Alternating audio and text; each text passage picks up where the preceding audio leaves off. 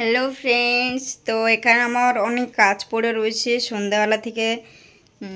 এই যে ঘরে কত কাজ, প্রত্যেক দিন ডেলি রুটিন। এই যে মাসকাবারি বাজারে এসছে, এগুলো গোছাতে হবে, শোকেসের মধ্যে রাখতে হবে, এগুলো সব কিছু গোছাতে হবে। আমি এদিকে রান্নাও করতে হবে, অনেক কাজ পড়ে রয়েছে। তো সবাই সঙ্গে থাকুন, দেখতে থাকুন। হ্যালো এভরিওয়ান, সবাই কেমন আছো? আশা করি খুব ভালো আছো। তো আমি এখানে কাজ শুরু করে দিয়েছি। আমার ডেলি রুটিনে আমি যা যা কাজ করে সবাই তো জানো। তো এখানে আমি প্রথমে আমার যে মাসকাবারি বাজার নিয়ে এসেছিলাম, ওই বাজারগুলো আমি গুছিয়ে রাখবো, যেহেতু আমি এর মধ্যেই রাখি, কারণ ইঁদুরে তো সব কেটে কুটে দেয়, সেই কারণে আমি এর মধ্যে জিনিসগুলো রেখে দিই, বাজারগুলো। তো এই জায়গাটা একটু নোংরা হয়ে গেছিলো, তাই আমি একটু পরিষ্কার করে নিচ্ছি প্রথমে। এর মধ্যে একটু জিরে টিরে পড়ে গেছিলো মশলাপাতি, তো এইসব আমি একটু নিয়ে বাইরে ফেলে যেটা আমি গুছিয়ে দিচ্ছি প্রথমেই। তো এখানে অনেকটা লেট হয়ে গেছিলো বলে আমি মেয়েকেও বললাম যে একটু হাতে হাতে একটু মশলাগুলো এগিয়ে দিতে, যাতে একটু তাড়াতাড়ি কাজটা হয়। কিন্তু আমি যেটা বলছি সেটা না দিয়ে অন্যটা দিচ্ছি, ওই কারণে আমাকে নিজে নিজে নিয়েও করতে হচ্ছে।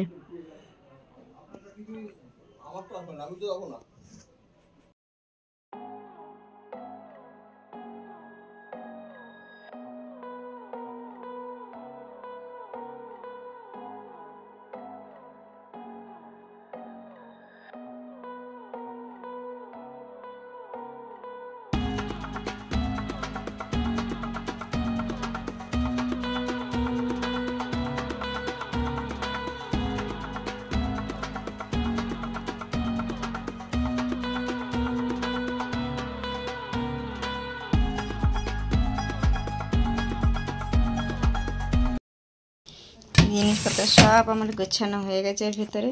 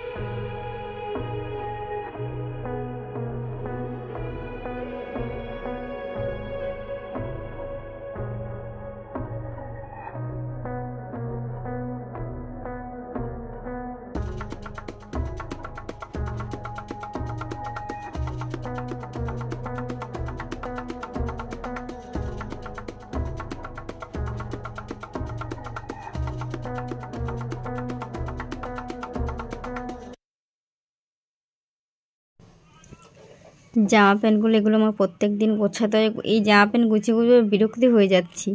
প্রত্যেক দিন জামা প্যান্টগুলো নিয়ে এখানে ওখানে খাটো করে ফেলে রেখে দেয় সবাই মিলে। তো এখন জামা প্যান্টগুলো প্রত্যেক দিন গুছিয়ে গুছিয়ে তো মাথা ব্যথা খারাপ হয়ে যাচ্ছে। ভাবছি একবারে সব কিছু পুটলা করে রেখে দিই। তারপরে এইগুলো আমি একটা একটা করে গুছিয়ে নিয়েছি, বিছনাটাও গুছিয়ে নিয়েছি, যেহেতু ঘরে প্রত্যেক দিনের কাজ, প্রতিদিন এগুলো করতে আমার ডেলি রুটিনে আমি এইসবই করি। এই ঘর দিনে কয়বার ঝাড় দেওয়া লাগে মানে বিশেষ করা যায় না। মনে হয় না ঘরের মধ্যে, আমরা তো দুজন থাকি, ঘরের মধ্যে এত নোংরা আসে কোথা দিয়ে বুঝতে পারি না, কী করে আসে এত নোংরা। ঘর ঝাড় দিয়ে মানে পাগল হয়ে যাই আমি। যা সব খেয়েছে, যেখানে খাবে সেখানে খুলে, আমার এই একজনই আমার মাথা খারাপ করে দিচ্ছে। তো সবাই কমেন্ট বক্সে অবশ্যই বলো এরকম আমার মতন কে কে আছো যাদের এরকম মাথা খারাপ হয়ে যায় ঘরে কাজ করতে করতে।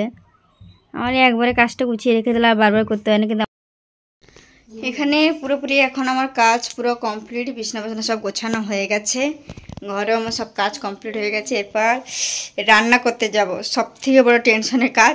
তো ওখানে যাব, চলো তো তুমি টাটা। রান্না করতে যাওয়ার আগে আমি কার্পেটগুলো একটু পেতে নিই, না তো মেজো যা ঠান্ডা পা দেওয়া যাচ্ছে না, ভীষণভাবে ঠান্ডা। তাই আমি 2 ঘরে কার্পেটগুলো পেতে নিচ্ছি। একটা ঘরে পাতা হয়ে গেছে আর একটা ঘরে আমি পাতবো।